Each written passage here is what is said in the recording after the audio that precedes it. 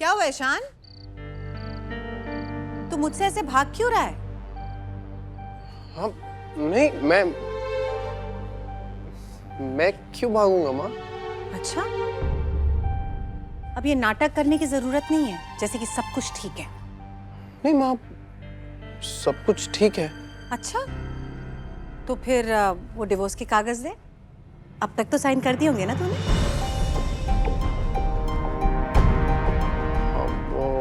अब ये मत कहना कि मुझे टाइम नहीं मिला। खेलने का टाइम, ऑफिस जाने का टाइम, खाने का टाइम, पीने का टाइम, सोने का टाइम, गप्पे मारने का टाइम, इन सब के लिए तो टाइम मिला, लेकिन डिवोर्स पेपर्स पढ़ने का टाइम नहीं मिला।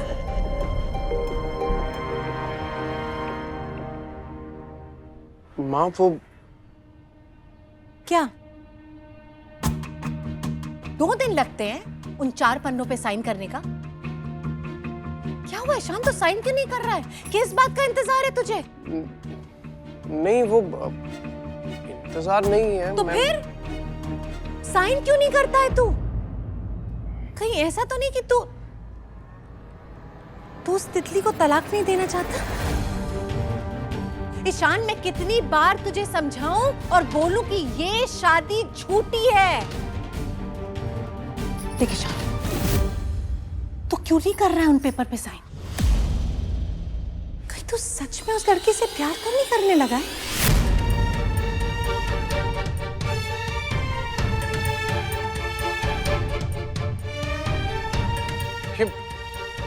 ये क्या कह रही हैं आप? माँ कुछ भी बोले जा रही हैं आप। मैं अरे ऐसा आपके दिमाग में आया कैसे कि मैं उसे... तेरी हरकतों को देखकर आया ईशान, और क्या? माँ बस हो गया।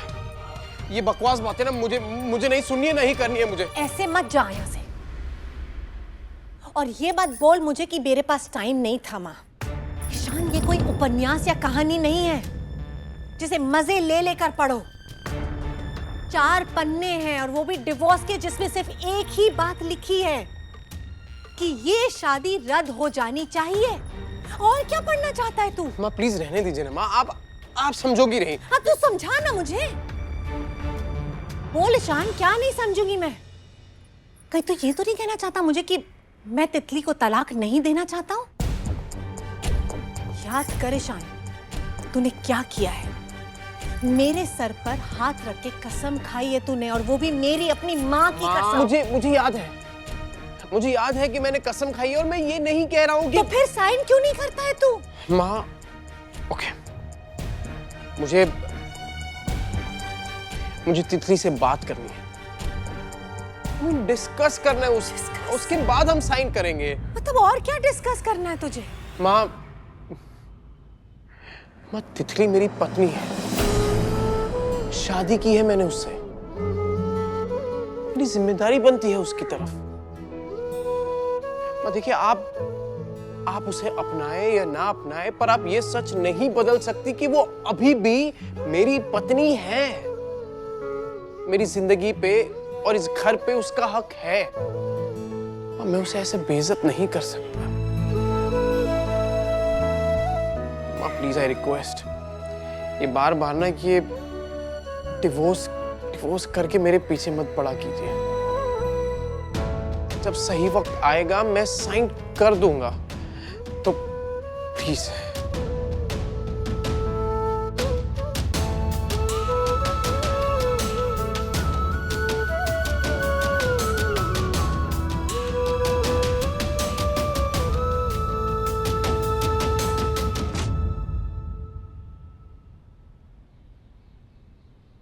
अरे इंदर, आ गए तुम? क्या हुआ इंदर? रानी, इस हफ्ते मेरा प्रमोशन अनाउंस होने वाला है। तो मूड क्यों खराब है? ये तो खुशी की बात है ना।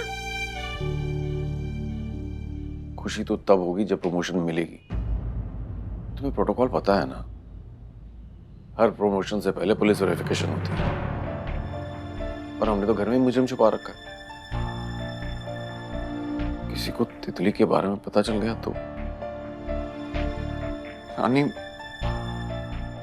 रात दिन मुझे ये डर लगा रहता है कि अगर किसी को तितली के बारे में पता चल गया तो मेरी नौकरी खतरे में पड़ जाएगी।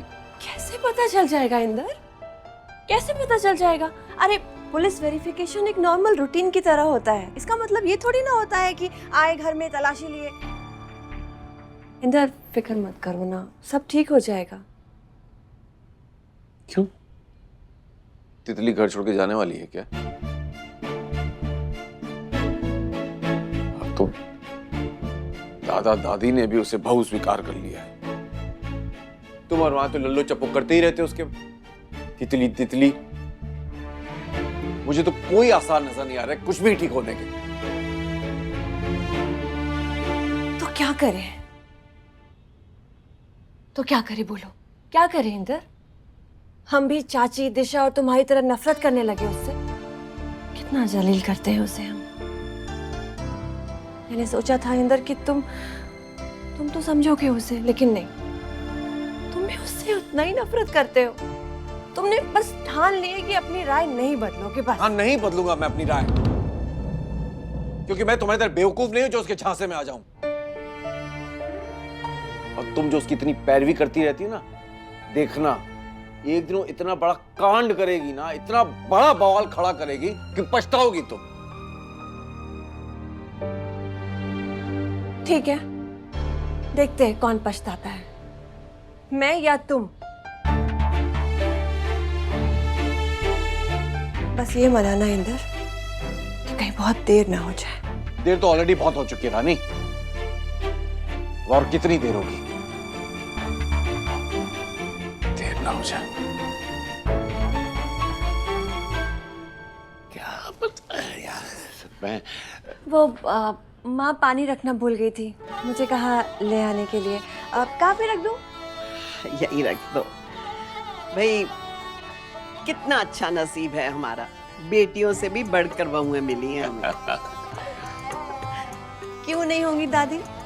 आप दोनों जैसे सास ससुर भी तो सबको नहीं मिलते। आप लोगों ने हमेशा बहू की तरह नहीं रखा है, बेटी की तरह लाड प्यार दिया है हमें। ये हम बुड्ढे लोग ना बड़े स्वार्थी होते हैं।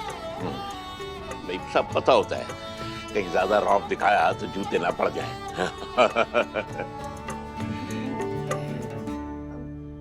दादाजी, आपने तितली को गहने दिए, बहुत अच्छा किया। सच में आज पहली बार तितली को लग रहा होगा कि वो भी इस परिवार का हिस्सा है।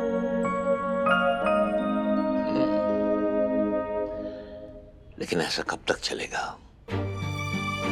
कब तक चलेगा ऐसे? रानो तो जिद ठान कर बैठी है कि तितली को घर से निकाल कर ही दम लेगी। और रानो की जिद का मतलब है कि उड़ते पत्ते पर पत्थर रख देना, टस से मस नहीं होगा। मैं तो ये सोच रही हूँ कि कोई ना कोई ऐसी तरकीब सोचें जिससे रानो का मन बदल जाए। पर कैसे कैसे दादी? हम कुछ नहीं कर सकते हैं अब। प्लीज आप लोग बात कीजिए ना चाची से, मनाइए ना उन्हें, बताइए उन्हें कि तितली बुरी लड़की नहीं है। एक मौका मिलेगा ना तो वो चाची का दिल ऐसे जीत जाएगी। मैंने भी तो शुरू में गलत समझा था उसे, जल्दबाजी में फैसला ले लिया था। पर मुझे ना रानो का साथ नहीं देना चाहिए था। कमबख्त बुढ़ापा आ गया, लेकिन अभी भी सीखने को कितना कुछ बाकी है, बताओ। तो सही सीखो भाई।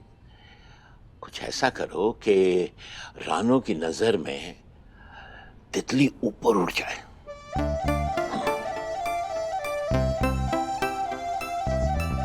क्या चल रहा है खिचड़ी तुम्हारे दिमाग में? एक तरकीब है। क्या? बताइए ना दादाजी, बताइए ना क्या?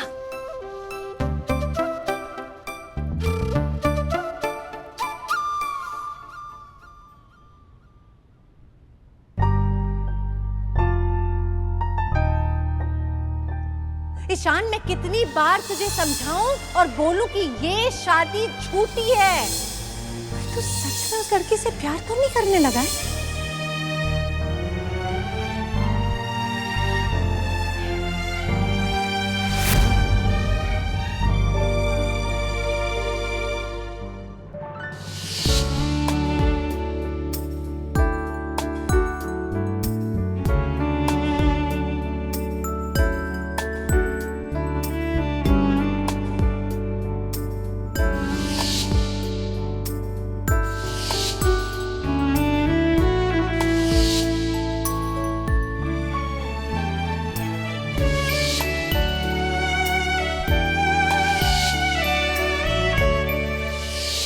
क्या हो रहा है?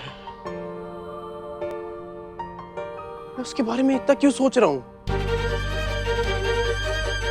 मुझे उसकी इतनी फिक्र क्यों हो रही है? कि माँ का शक सही तो नहीं है?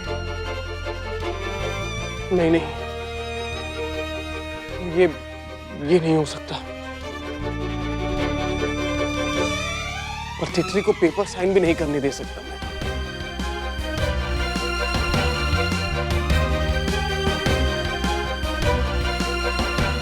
तितली से बात करनी होगी, अकेले में। तुम्हारे लिए गुड न्यूज़ है। क्या? मैंने एक लोन एजेंसी से बात कर रखी है और वो लोग लोन देने को तैयार है। क्या? हाँ, पूरा अमाउंट? यार पूरा तो नहीं देंगे, लेकिन 75% देने को तैयार है। लेकिन उनकी एक शर्त है, उनको पेपर वर्क पूरा चाहिए। जैसे मतलब हॉस्पिटल के रिपोर्ट्स हो गए, डॉक्टर का प्रिस्क्रिप्शन हो गया, सर्जरी के डिटेल्स हो गए, उनको ये सब परफेक्ट चाहिए। जैसे मिल जाएगा 1-2 हफ्ते के अंदर लोन डिसबर्समेंट खत्म, सेट। ओके, मैं मम्मी को फोन करके पूछती हूँ कि उनके पास सारे पेपर्स हैं या नहीं। हाँ ठीक है, उनको कहना कि पहले से ना सारे पेपर तैयार रखें, ताकि फिर बाद में क्या होता है ना, जल्दी लोन मिल जाएगा। जल्दी जैसे मिल जाएगा तो हो सकता है कि 2 हफ्ते की जगह 1 हफ्ते में लोन मिल जाए। सुनो ना, मेरा एक इम्पोर्टेंट कॉल है, मैं आई अभी। नहीं, तुम कॉल अटेंड करो, मैं जरा भाभी से मिल के आता हूँ। अकाउंट्स के बारे में बात करनी है। हाँ? फुर्सत मिल गई फोन उठाने की मैडम जी?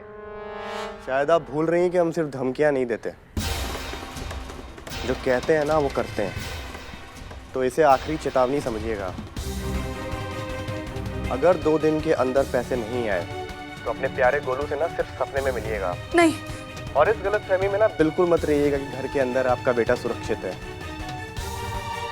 क्योंकि कानून का तो पता नहीं। हम पैसा वसूली वालों के हाथ ना लंबे भी होते हैं और मजबूत भी। एक बार जो हमारी चंगुल में आ गया ना, फिर वो हमारी मर्जी के बिना छूट नहीं पाता। तो सोच लीजिएगा, पैसा या बेटा। आप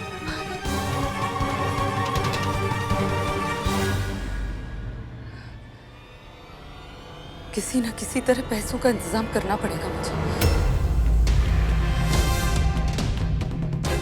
बस एक कल ही का दिन है मेरे पास।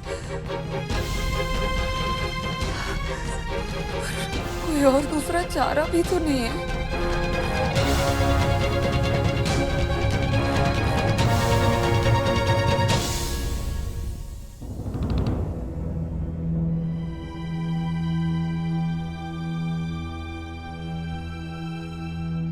इशिका? हाँ, क्या हुआ? कुछ नहीं, कुछ भी तो नहीं। कुछ नहीं? ठीक है, मत बताओ। जब बात पेट में रखने से पेट में दर्द होगी ना, तो फिर मेरे पास मत आना। इशिका, बोलो ना, क्या हुआ है? वो करण के मैसेजेस हैं। मेरा एक्स पति मेरे पीछे पड़ा है कि मैं उससे मिलूं। और तुम उससे नहीं मिलना चाहती? मुझे पता है कि वो किस तरह का इंसान है, वरना मैं उससे अपनी शादी क्यों तोड़ती। इशिका, तुम्हें पता है ना कि तुम मुझे बता सकती हो, पर सिर्फ अगर तुम कंफर्टेबल हो तो, कोई जबरदस्ती नहीं है। तुम्हें पता है, करण इस तरह का लड़का है जो एक लड़की को सिर्फ अपने इस्तेमाल की चीज समझता है। उसे लगता है कि बाहर उसकी वाइफ नहीं है उसके साथ, बल्कि एक शो पीस है। उसके साथ तैयार होकर उसकी पार्टीज में जाओ, एकदम अच्छे दिखने चाहिए, उसके बॉस को इम्प्रेस करो, और घर में आकर उसकी गुलाम बनकर रहो।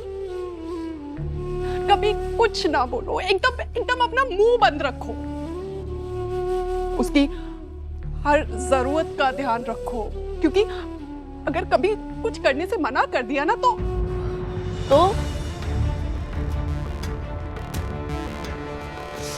ये देख रही हो,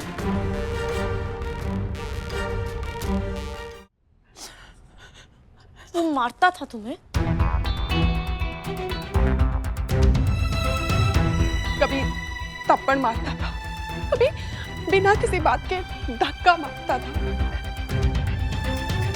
तुम्हें पता है ये चोट मुझे जो लगी, एक दिन किसी बात पे हम दोनों की बहस हो रही थी और उसने मुझे बहुत जोर से धक्का मारा, मैं अलमारी से जाकर टकराई।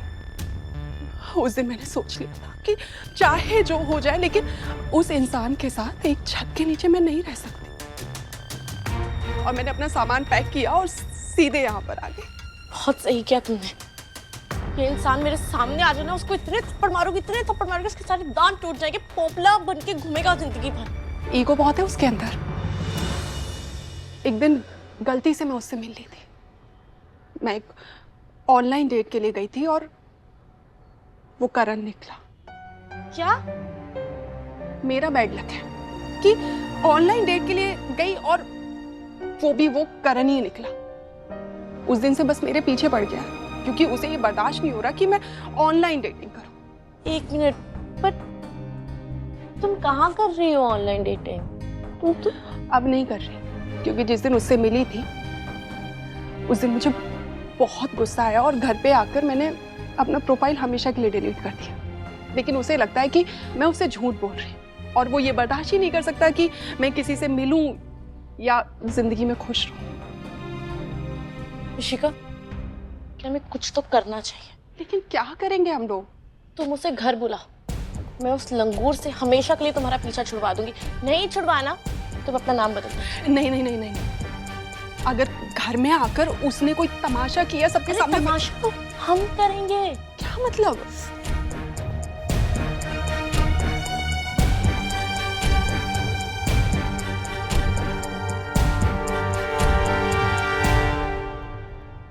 वाह तितली, मतलब तुम ना इस दुनिया में सबसे बेस्ट हो। अगर तुमने सच में ये कर दिया ना तो हमेशा के लिए तुम्हारी गुलाम बन जाऊंगी। अरे कुछ भी, तुम्हें गुलाम नहीं बनने के लिए तो ये सब कर रहे हैं। एक बात बोलूं, मैंने आज तक कभी किसी को ये बात नहीं बताई। मेरे अतीत में जो भी कुछ हुआ ना, सबको भूलना चाहती। मैं अपनी जिंदगी में आगे बढ़ना चाहती हूँ। और वो होगा ऋषिका, जरूर होगा। मैंने जिंदगी में ना इस तरह के लंगूर बहुत देखे कि ये क्या चीज है। अब तुम प्लीज रो मत, तुम्हारी तो नई जिंदगी शुरू हो रही है ना, तुम्हें खुश होना चाहिए। मैं नहीं चाहती कि तुम किसी से भी दब के जियो। तुम बहुत अच्छी हो।